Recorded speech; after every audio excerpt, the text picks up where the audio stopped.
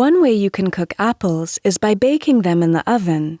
First, preheat your oven to 375 degrees Fahrenheit, 190 degrees Celsius, and wash and core your apples. In a bowl, combine 4 tablespoons, 56 grams of softened butter, a quarter cup, 40 grams of diced pecans, half a cup, 100 grams of brown sugar, and 3/4 of a teaspoon, 2 grams of cinnamon. Spoon the filling into the center of each apple.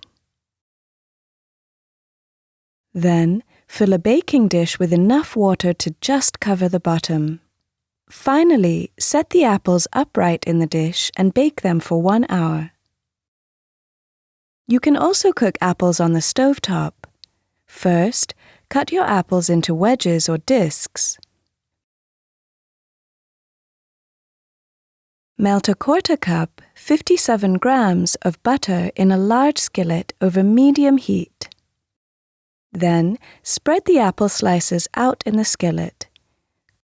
Cook the apples for 10 to 15 minutes until they turn gold and soft.